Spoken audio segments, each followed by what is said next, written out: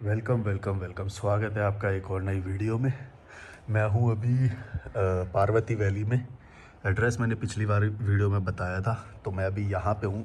ये एक हॉस्टल है प्लस कैफ़े है। ये वाला तो कैफ़े है और ये बुखारी है, इसको बुखारी बोलते हैं।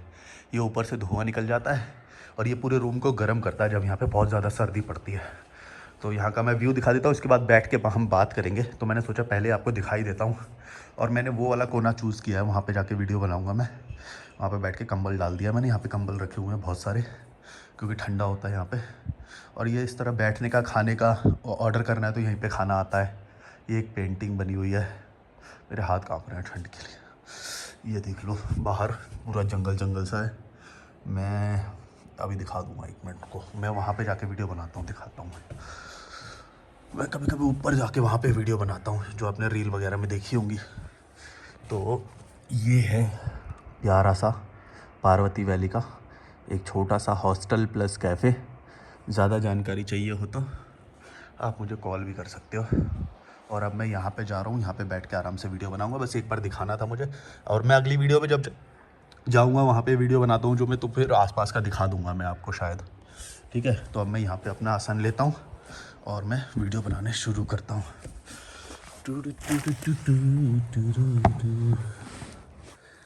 मैं थोड़ा रैंडम ही रखता हूँ, मैं रॉ रखता हूँ कि आपको ओरिजिनल फील मिले, कोई दिखावा ना हो।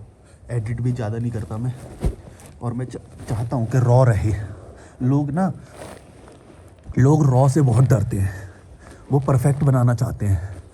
मैं हमेशा ये बोलता हूँ कि परफेक्शन के पीछे मत भागो। कभी कभी परफेक्शन माने आ जाएगा, पर अपना मेन कंटेंट जो है उस पर भरोसा रखो। कभी लाइट नहीं आएगी, कभी एंगल नहीं आएगा। मेरे कई वीडियो में एंगल बेकार हो गए, पर एफर्ट पूरा रहता है। मतलब इसका ये नहीं है कि आप एफर्ट कम कर दोगे, वो अलग चीज़ है। लेकिन परफेक्शन की वजह से, मतलब काम मैं परफेक्ट ही करूँगा, उससे पहले करूँगा ही नहीं, ये सोच के रुक जाना ये गलत होता है। रुकना नहीं चाहिए, मतलब करते रहो, परफेक्ट भी करने की कोशिश करो, लेकिन ये नहीं कि परफेक्शन की वजह से रुक जाओ। तुम रुक मत जाओ, वो जारी रखो, रुकना नहीं चाहिए। जैसे बहुत सारी चीज़ें, मैं जब कई टाइम तक मैंने वीडियो नहीं बनाई, मैंने ये सोच के कि माइक की ज़रूरत है मेरे को, लेकिन बाद में पता चला कि माइक की ज़रूरत है भी नहीं है। बस मैं सोच रहा था ऐसा कि मेरे को परफेक्ट होएगा तभी मैं बनाऊँगा ये वो। और अभी देखो, मेरे कोई भी वीडियो माइक के साथ नहीं है। कोई भी वीडियो जो भी आप लॉजिकल मलिक पे देखते हो, इसमें किसी में भी माइक यूज़ नहीं हुआ है। बस एक साइलेंट प्लेस चाहिए होता है मुझे, जैसे अभी है, और बन जाता है वीडियो। लाइटिंग भी देखो, अभी नेचुरल लाइटिंग है ये जो है। पता नहीं बैकग्राउंड कैसा आ रहा है। बड़ी अच्छी जगह है यार ये, मज़ा आता है काफ़ी। मैं यहाँ पे मणिकरण में जाता हूँ। मणिकरण में स्विमिंग करके, मतलब स्विमिंग पूल है बहुत बड़ा, मतलब 200 गज का स्विमिंग पूल है और 50 गज चौड़ा है। तो और गर्म पानी होता है उसके अंदर। वाह 1-2 घंटे उसमें स्विमिंग करो, बहुत मज़ा आता है। और फ्री है वो, क्योंकि गुरुद्वारे का है वो, तो गुरुद्वारे में तो सब फ्री है, खाना भी, रहना भी, स्विमिंग पूल भी, चाय भी, सब फ्री है। तो वहाँ पे आप जा सकते हो, और आना ज़रूर। यहाँ पे आना, आपको रहना खाना सब मिल जाएगा फ्री में, और स्विमिंग पूल भी मिलेगा। और स्विमिंग बहुत ज़्यादा बेनिफिशियल होती है, मैंने तुमको पहले ही बताया है। स्विमिंग आपका बीपी कंट्रोल में रखेगी, ब्लड प्रेशर और शुगर और हेल्थ की प्रॉब्लम्स बहुत सारी स्विमिंग से ख़त्म हो जाएगी। और गर्म पानी में करोगे तो और ज़्यादा वो है। फिर उसके बाद मैं एक तेल की मसाज करता हूँ अपनी बॉडी पे, मतलब खुद ही करता हूँ मैं। तो फिर वो बॉडी मसाज करता हूँ, फिर वो बहुत अच्छा लगता है। और वो नदी के किनारे है, तो नदी की आवाज़ भी आती है। यहाँ पे भी नदी की आवाज़ आ रही होगी, ये भी नदी के किनारे ही है जिस पे मैं रह रहा हूँ। बस नदी यहाँ से 50 मीटर दूर होगी थोड़ी सी, तो नदी की आवाज़ तो आ ही रही होगी आपको शायद, पता नहीं। और चिड़ियाओं की आवाज़ आ रही होगी। यहाँ पे बर्ड्स बहुत ज़्यादा हैं। बहुत अच्छा है, सूदिंग है, नेचर है। 285 रुपीज़ का है ये हॉस्टल, 285। आज भी मेरे लिए 285 का है। तो सोचो मेरा वीडियो बन जाता है यहाँ पे, शांति मिलती है यहाँ पे, काफ़ी अच्छा है। पर ऋषिकेश में तो बहुत ज़्यादा गर्मी हो गई थी, तो मैं सोचा कि मुझे एनवायरनमेंट बहुत अच्छा चाहिए होता है यार। मेरे से भीड़ नहीं झिलती, मेरे को एकदम भीड़ आ जाती है ऋषिकेश में अभी सैटरडे संडे को तो। और वैसे भी यात्रा वात्रा चालू होने वाली है अब तो, और ज़्यादा भीड़ आ जाएगी, मेरे को नहीं पसंद वो। लेकिन जो मैंने 4-5 महीने जो बिताए ना ऋषिकेश में, फ्रॉम अक्टूबर नवंबर दिसंबर जनवरी फरवरी मार्च, वो बहुत ही अच्छे थे। मार्च भी मतलब ज़्यादा नहीं, मार्च तो अभी चालू है खैर। जनवरी तक तो बहुत ही अच्छा था, फरवरी में भी थोड़ा ठीक था, लेकिन विंटर्स मैं हमेशा वहीं पे ही बिताना चाहूँगा। बहुत ही अच्छा लगता है ऋषिकेश में। अब देखता हूँ ये समर्स ख़त्म होने के बाद शायद रेनी सीज़न शुरू होएगा, तो शायद रेनी सीज़न भी बहुत अच्छा होता है ऋषिकेश का, तो शायद वो समय भी वहाँ पे बिताऊँ मैं, पता नहीं। और प्रॉपर्टी के रेट्स भी दोबारा से कम हो जाएंगे, क्योंकि अभी बढ़े हुए हैं रेट, मतलब 300 का 350 का ऐसे मिल रहा है। तो ये 285 का तो यहाँ पे भी मिल रहा है मुझे, तो मैंने सोचा कि थोड़ी जगह बदल देते हैं। और मैंने धर्मशाला धर्मकोट भी सोचा है, वहाँ पे भी शायद जाऊँगा मैं दोबारा। अभी तो गया था थोड़े दिन पहले, और यहाँ पे भी लगभग मेरे को 3 हफ्ते हो गए हैं अब पार्वती वैली में, तो अब यहाँ से भी शिफ्ट करूँगा। और साउथ में जाने का भी सोचा था, लेकिन साउथ में भी फिर वो गर्मी वाला इशू है। मैंने मैसूर भी जाने की सोचा है, मैसूर और ऑरोविल में रुकने की सोचा है मैंने। वहाँ पे मैं अभी लॉन्ग स्टे नहीं किया है क्योंकि कभी भी, तो जहाँ जहाँ पे हॉस्टल है ना, वहाँ वहाँ पे मुझे बहुत सस्ता पड़ता है। जहाँ जहाँ पे हॉस्टल है आप वहाँ पे जा सकते हो आसानी से, और 200 रुपये में रुक सकते हो कहीं पे भी आसानी से। और लोकल जो स्पॉट्स होते हैं ना, लोकल जगह पे खाना खाने जाओगे तो बहुत सस्ता पड़ेगा आपको। जैसे कि मैं यहाँ पे जो खाता हूँ, एक मणिकरण में ना एक थुपका बनाता है, वो 50 रुपये का थुपका देता है और पेट भर जाता है उससे। और चाउमीन होती है वो 80 रुपये की देता है, तो वो बहुत अच्छा होता है। और वही सेम चीज़ आप यहाँ पे कसौल में ख़रीदोगे जो कसौल का जो चौक है, वहाँ पे बहुत महंगी होती है थोड़ी सी। तो मैं लोकल जगह पे जाके खाता हूँ, और क्योंकि मेरे को भी स्विमिंग करने तो जाना ही होता है वहाँ पे, तो वो भी बड़ा मज़ा आता है उधर। और इधर फिर मैं कभी नदी पे बैठ जाता हूँ, नदी पे भी बहुत अच्छा लगता है। और ये जंगल, ऊपर जो जंगल है इसमें घूमता हूँ, वाह। जो हम इमेजिन नहीं करते थे कि हम जंगल में रहें, हम ये रहें वो रहें, तो जंगल में तो है लेकिन सुविधाओं के साथ। मतलब मेरे को वैसे पसंद नहीं है कि सब कुछ छोड़ के बिना सुविधाओं के रहें, वो थोड़ा सा मुश्किल हो जाता है, वो इतना आसान भी नहीं है। और उसको ज़्यादा इमेजिन भी मत करना। इसीलिए मैं सजेस्ट करता हूँ कि पैसे कमाओ, पैसे से सुविधाएँ खरीदो, और वो थोड़ा थोड़ा लो। जो आप बोल रहे हो ना कि पूरा तरह से जंगल में रहेंगे, उसको थोड़ी थोड़ी मात्रा में लो, वो बहुत अच्छा लगेगा। थोड़ी मात्रा में ये लो, इसका सुख लो, जो कैफ़े है, जो होटल है, हॉस्टल है, थोड़ा सुख इसका लो, और थोड़ी मात्रा में वो प्रकृति का सुख लो। अगर आप पूरी तरह से बोलोगे कि मैं पूरी तरह से प्रकृति में रहना चाहूँगा, मैं तो पुराने ज़माने में जैसे रहते थे ये वो ऐसा मत करना। ये वाला बैलेंस वाला ज़्यादा बेस्ट है। थोड़ा सा यहाँ पे रहो, थोड़ा वहाँ पे रहो, यहाँ पे रेस्ट करो, सो आराम से मस्त, और घूमने जाओ, एंजॉय करो प्रकृति में। पूरी तरह से नहीं रह सकते प्रकृति में, और आपका काम भी बाधित होएगा उससे। काम भी करना है तो फिर मेरी तरह करो, जो मैं करता हूँ, ये वाला बेस्ट है। क्या बात करूँ, मेरे पास एक फ़ोन नहीं है एक्चुअली, मुझे फ़ोन लेना पड़ेगा, और उस फ़ोन में मैं कमेंट्स पढ़ूँगा तो मेरे पास ज़्यादा वो आएगा। मेरे को बहुत सारे लोग ना ये बोल रहे थे कि अभी तू 20 साल रुक जा, अभी तेरे को पता चलेगा, अभी तेरी एज ही क्या है, अभी तेरी एज बढ़ेगी तो तेरे को पता चलेगा तेरे साथ क्या क्या होगा। मैं कितना डरते हैं यार, डरपोक। मतलब खुद भी डरते हैं और मेरे को भी डरा रहे हैं कैसे डरपोक लोग हैं यार भारत में, मेरे को समझ में नहीं आता। इतना डर रहे हो, मतलब तुमने डर की वजह से परिवार बनाया है क्या? ये भी तो बोलो फिर। तुमने जो बच्चे पैदा करे हैं, तुमने जो शादी करी है, वो डर की वजह से करी है। इसका मतलब तो यही हुआ कि भाई ओ हमारा तो चलेगा ही नहीं, हम तो केपेबल ही नहीं है अपने लिए, बुढ़े हो जाएंगे तो क्या करेंगे। तो तुम मुँह से क्यों नहीं बोलते हो ये बात कि हमने भविष्य की सुरक्षा के लिए बच्चे पैदा करे हैं, ताकि ये बड़े होकर हमारी सेवा करें। इसलिए करते हो ना तुम, बोलते क्यों नहीं हो फिर? भड़ो, बोलोगे तो नहीं कभी भी। और जब हम करने जाते हैं तब यही सेम चीज़ बोलते हो तुम, तब क्यों बोलते हो फिर? सच है, सच पाखंडी लोग हैं यहाँ के बहुत। और वैसे भी तुम्हें किसने बोला कि 50 में तुम कुछ नहीं कर पाओगे या तुम्हारा शरीर काम करना बंद कर देगा? ऐसा कौन बोलता है यार? मतलब कहाँ देख लिया तुमने? मैं तो देखता हूँ यार, 80 साल के लोग कैलिस्थेनिक्स कर रहे हैं, 70 साल के लोग चाय की दुकान चला रहे हैं, कैफ़े चला रहे हैं, काम कर रहे हैं, और बहुत अच्छे से कर रहे हैं, अच्छा कैफ़े चला रहे हैं। तुमको पता नहीं क्यों कॉन्फिडेंस ही नहीं अपने ऊपर, ऐसे मतलब तुमने सोच रखा है कि मतलब जैसे ही मेरे को 40 साल हो जाएंगे तो मैं बुढ़ा हो जाऊंगा और मैं वैसे वैसे करूंगा, चाय मंगा लूंगा, किसी पे डिपेंड हो जाऊंगा, बहू पे डिपेंड हो जाऊंगा, ये सोच रखा है ना तुमने। बोलते क्यों नहीं हो फिर? लाइट्स जल गई हैं, बोलते नहीं हो ना। तुम्हें भी पता है तुम पाखंडी हो, तुम्हारे जो ये सब। और तुम्हें कैसे गारंटी है, ये बताओ कि गारंटी कैसे है कि जब तुम शादी कर लोगे तो सुरक्षा हो ही जाएगी, या फिर तुम्हारे बच्चे तुम्हारा साथ देंगे ही देंगे।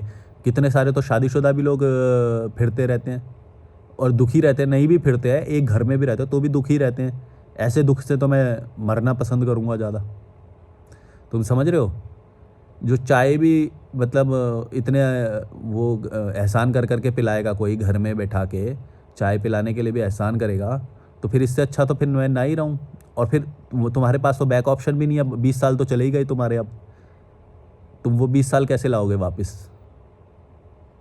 20 साल बहुत होते हैं, ऐसे ही मत गुजारो उनको सिर्फ एक कल्पना में कि भाई हमारा अच्छा ही होगा, बूढ़े हो जाएंगे तो। गारंटी है क्या? कोई गारंटी नहीं है भाई। बेकार होने के ज़्यादा चांस हैं, बेकार होने के ज़्यादा चांस है आज के ज़माने में, तुम समझो। और जो तुम शादी करोगे ये भी कोई गारंटी है कि कुछ सब कुछ अच्छा ही होगा? बेकार होने के ज़्यादा चांस है, डिवोर्स होने के ज़्यादा चांस है, तुम्हारे पार्टनर के साथ एक्सीडेंट हो सकता है, पार्टनर का एक्सीडेंट हो सकता है, तुम लूढ़े, तुम्हारा जीवन ऐसे ही फिर बर्बाद जाएगा। फिर ये भी तो चांस है। तुम ये क्यों तुम इतना ऑप्टिमिस्टिक कैसे हो जाते हो कि जो भी गलत होगा वो मेरे साथ तो कभी नहीं होगा। मैं शादी करूंगी तो मेरा तो पति हमेशा ही जिंदा रहेगा, उसको कभी लकवा नहीं मारेगा, उसको कभी कुछ नहीं होएगा, मेरे को कभी कुछ नहीं होएगा, उसको कभी कुछ नहीं होएगा, सब कुछ अच्छा चलेगा। ऐसा तुम बोल सकते हो क्या? हजार पॉसिबिलिटी, पूरी दुनिया में तुमको सच दिखाई देता है, फिर भी तुम आंख मूंद के बस ये बोलते हो कि नहीं हमारे साथ तो कुछ नहीं होएगा, हम तो बस रिश्ते जोड़ेंगे, हमारा बच्चा तो कभी अपंग पैदा नहीं होएगा, डिसेबल है, उसके साथ कोई बीमारी हो सकती है, वो पैदा होते ही मर सकता है। कितनी सारी बुरी चीज़ें हैं जो रिश्ते जोड़ने की वजह से तुम्हारे पास दुख आ सकता है। लेकिन तुम बोलते हो नहीं नहीं नहीं, हम आंख बंद रखेंगे, हमारे साथ थोड़ी होएगा। और फिर दुखी फिरते रहते हो। बच्चा अगर डिसेबल पैदा हो जाए तो झेलते रहते हो पूरा जीवन।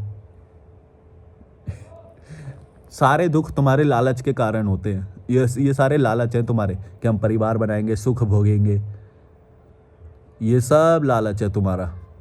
और फिर तो ये जो मेरे को दुखी लोग जो ये सुनाते हैं ना कि मेरे पति के साथ ये हो गया, मेरे पत्नी छोड़ के चली गई, या डिवोर्स हो गया, या मेरे बेटे को ऑटिज्म मतलब वो दिमाग की कोई बीमारी होती है ना, उसके साथ मेरा बच्चा पैदा हो गया, या मेरे बच्चे में तो दिमाग मतलब ऐसा पैदा हो गया, या मैं बेकार निकला। तो ये सारे जो तुम दुख सुना रहे हो, तुम गौर से सोचो, ये क्या इस कारण नहीं है कि तुमने ही लालच किया था उस चीज़ का? तुमने लालच क्यों किया था? मैं तो नहीं सुना रहा कभी भी किसी को ऐसे दुख। क्यों? क्योंकि मैंने एक्सपेक्ट ही नहीं किया, मैंने लालच ही नहीं किया इस चीज़ का। तुम तो लालच कर रहे हो इस चीज़ का कि मेरे को मिले मिले मिले, ये मिले वो मिले, अच्छा हस्बैंड मिले, अच्छी पत्नी मिले, अच्छे बच्चे मिले, तो तुम लालच कर रहे हो ना इस चीज़ का। फिर तुम्हें जब दुख मिलता है फिर विक्टिम की तरह आ जाते हो हमारे पास। तो करते ही क्यों इतना लालच? जो प्रकृति ने दिया है, थोड़ा बहुत दिया है, उतने में रह लो। इतना लालच क्यों करते हो? फिर घर भी बनाओगे, ये भी करोगे, वो भी करोगे। और अगर कर भी रहे हो तो चलो इस चीज़ के लिए तुम रेडी तो रहो कम से कम। तुम्हें नहीं पता, मैं तो जिस चीज़ का भी अपने साथ जोड़ता हूँ उस चीज़ के लिए रेडी रहता हूँ। मैंने देखो शुरू के पता नहीं 10 वीडियो में ये एक बात बोली थी कि मेरा फ़ोन टूटेगा, कुछ होएगा, कुछ ना कुछ हो जाएगा, है ना। और उस चीज़ के लिए मैं तैयार था। मेरे पास 2 फ़ोन थे। मेरे को पता रहता है कि भाई जो भी चीज़ जोड़ोगे उसके साथ उसका दुख पहले कैलकुलेट करके रखो कि उसके साथ जो दुख आया है वो कैलकुलेटेड है, वो उसके लिए तैयार हैं हम। अकाउंटिंग में हम बोलते थे प्रोविज़न फॉर डाउटफुल डेट्स, मतलब प्रोविज़न हर चीज़ का रखना चाहिए पहले से ही। मान के चलो कि इतना तो दुख आएगा, इतना तो ये हो जाएगा इसके साथ। जब भी कुछ चीज़ खरीदो, जब भी किसी रिश्ते को अपने साथ जोड़ो, उसका वर्स्ट एस्पेक्ट हमेशा सोच के रखो। पत्नी ला रहे हो तो ये सोच के रखो कि भाग जाएगी किसी के साथ। क्या बोलना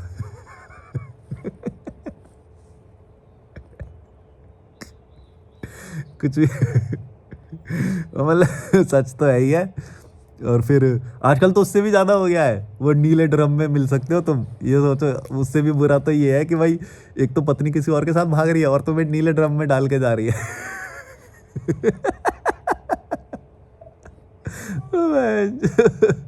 अभी तो मैं तो सोच रहा हूँ कि हम जितना बुरा सोच सकते हैं उससे भी बुरा हो सकता है।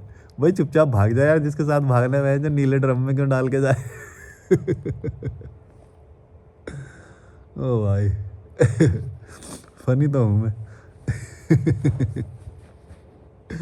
भाई, तुम समझ रहे हो मतलब मैं क्या बोल रहा हूँ? जो भी लालच तुम कर रहे हो उसका वर्स्ट एस्पेक्ट सोच के रखो।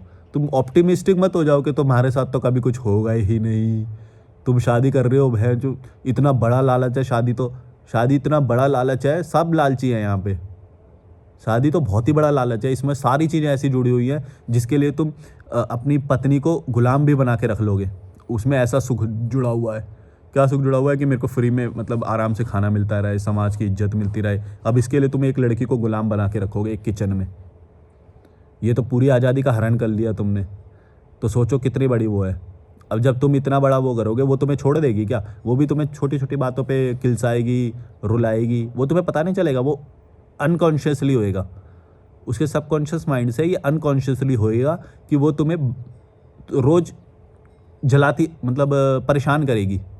वो इसलिए नहीं हो रहा कि वो करना चाहती है तुम्हें परेशान। तुम गौर से देखो तो इसका मूल कारण हमेशा ये निकलेगा कि तुमने उसकी किसी व्यक्ति के रियल आज़ादी को छीन लिया है। अब उसे इंस्टाग्राम पे तो सब दिखाई दे रहा है कि भाई लोग आज़ाद भी घूम रहे हैं, अच्छा भी दिख रहे हैं। अब वो कितना भी किचन में खाना बना ले और बोल ले कि मैं खुश हूँ, उसको सच्चाई दिखाई दे रही है कि लोग अच्छा इस लेवल पे एंजॉय कर रहे हैं क्या लोग, तो उसके अंदर से आग जलेगी और वो तुम्हें अलग अलग बातों में रिफ्लेक्ट होएगी। कभी रोटी जली हुई, या फिर छोटी छोटी बातों पे झगड़ा मिलेगा, या फिर खाना अच्छा नहीं मिलेगा, तो वो अलग अलग चीज़ों में रिफ्लेक्ट होएगा। तो तुम्हारे जो झगड़े होते हैं उनका मूल कारण यही होता है कि उसकी पूरी आज़ादी छीन चुकी है। अगर वो पूरी दिन में खुश रहे ना 24 घंटे, तो जैसे मैं हूँ, तो वो तुम्हें हमेशा अच्छा करेगी और तुम्हें कुछ मुश्किल से ही कोई कारण मिलेगा झगड़े का और उस चीज़ का। लेकिन यहाँ पे तो सब लोग एक दूसरे को गुलाम बना के रखते हैं। पत्नी भी रखती है, कुत्ता बना के रखती है उसको, क्योंकि दोनों की लालच है ना कि भाई हम बेटा भी करेंगे और उसकी फिर शादी भी करेंगे। तो दोनों के ही लालच जुड़े हुए हैं, इसीलिए दोनों में लड़ाइयाँ बचती हैं, जूते बचते हैं। समझ रहे हो ना मैं क्या बोल रहा हूँ? ये इसीलिए होते हैं। कोई खुश क्यों नहीं दिखता है? इसीलिए तो नहीं दिखता है क्योंकि दोनों ने एक दूसरे की आज़ादी का हरण कर लिया है और दोनों ही झूठ बोल रहे हैं कि देखो हम पवित्र रिश्ता, ये पता नहीं क्या क्या।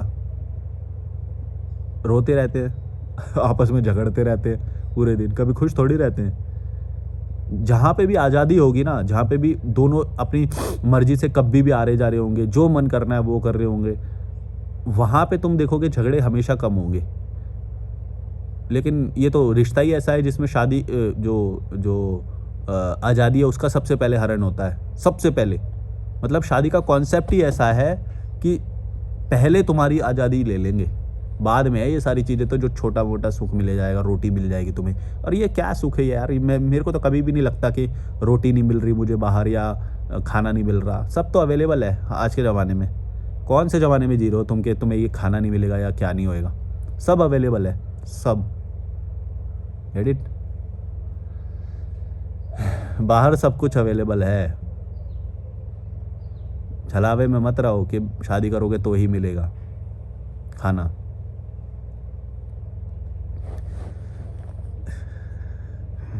इतनी आवाज़ क्यों आ रही है यार? ओके, एक सेकंड रुकना, मैं ये बंद करके आता हूँ।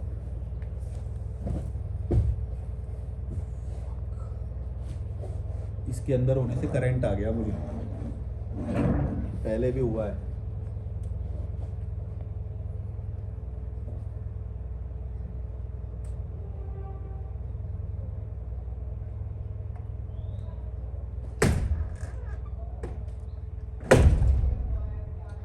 आई थिंक अब शायद आवाज़ कम आए।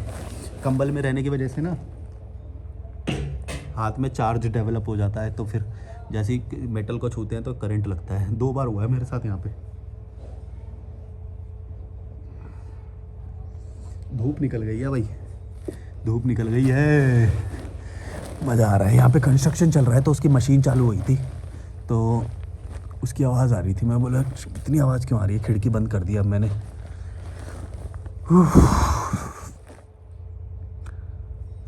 अब मैंने शुरुआत के वीडियो देखे हैं। अच्छा ये बताओ, आपने लॉजिकल मलिक के कितने वीडियो देखे हैं? आप लोग बताना कमेंट करके। मतलब कैजुअली देख लेते हो या पुराने कुछ व्यूअर्स होते हैं जिनके हर वीडियो पे कमेंट आते हैं, तो उससे मेरे को पता चल जाता है कि ये सारे वीडियो देख रहा है आजकल।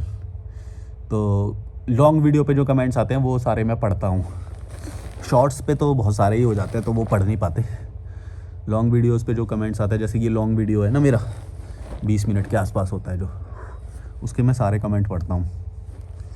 पता नहीं कितने मिनट का हो गया, 20 मिनट का हो गया क्या, देख लूँ मैं। हाँ 20 मिनट का ही हुआ है, मैंने 20 मिनट पे ही देखा है एकदम। चलो मेरे ख्याल से इसको बंद करता हूँ मैं। और मैं बस लास्ट में यही बोलना चाहूँगा कि कोई भी रिश्ते में बंध रहे हो ना, तुम ये मत सोचो कि तुम्हारा लालच नहीं है उसमें। हर चीज़ में तुम्हारा लालच है, स्वार्थ होता है हर चीज़ में। चाहे तुम बच्चे पैदा करो, चाहे तुम शादी करो, चाहे तुम बिजनेस करो, चाहे तुम अपना घर लो, ये सारी चीज़ें स्वार्थ के कारण आती हैं, मतलब अपने लोभ के कारण आती हैं। तो तुम, ऐसा नहीं है कि ये बुरी चीज़ें, मतलब लीगली बुरी नहीं है, वैसे भी बुरी नहीं है। बस मैं ये बोल रहा हूँ कि जो भी चीज़ें स्वार्थ के कारण आ रही है उसमें तुम अपना एक प्रोविज़न बना के चलो कि इसमें ये दुख आ सकता है। तुम ये ऑप्टिमिस्टिक मत हो जाओ, वरना तुमको दुख बहुत मिलेगा। एक बात याद रखना, आज भी जो तुम्हारे माता पिता हैं वो भी, तुम्हारे माता पिता भी मरने वाले होंगे कुछ सालों में। ये भी प्रोविज़न बना के चलो, मौत के बारे में सोचो, हर चीज़ के लिए तैयारी करो, वरना एकदम से अगर दुख आया तो तुम सोच नहीं पाओगे, तुम संभल नहीं पाओगे। समझ रहे हो? तो तुम हर चीज़, हर जो दुख आने वाला है उसके बारे में मान के चलो, सोच के चलो, तब तुमको तुम्हारी लाइफ सरल हो जाएगी। और अपनी भी मौत के बारे में जान के चलो कि तुम्हारी भी मौत आने वाली है। ये कोई बड़ी बात नहीं है कि जीते जा रहे हो, जीते जा रहे हो। और जीने के लिए क्या कर रहे हो? बच्चे पैदा करके उसको गुलाम बना रहे हो, बीवी को ला के उसको गुलाम बना रहे हो, या हस्बैंड को गुलाम बना रही हो। सब गुलाम ही है एक दूसरे के, कोई आज़ाद थोड़ी है। तो ये सारे तुम्हारे स्वार्थ है ताकि तुम लॉन्ग टर्म तक जिंदा रह सको, जी सको। ये क्योंकि मैं कमेंट से ही देखता हूँ कि तुम्हारे कितने बड़े लालच हैं कि हम ज़्यादा साल तक जी सकें, इसलिए हम ये कर रहे हैं। खुद ही बोलते हैं, खुद ही बोल रहे हैं कमेंट में, बताओ कि तुम बुढ़ापे में क्या करेगा ये वो। अरे तुम बुढ़ापे के लिए सब कुछ कर रहे हो क्या? और अभी के जीवन का क्या?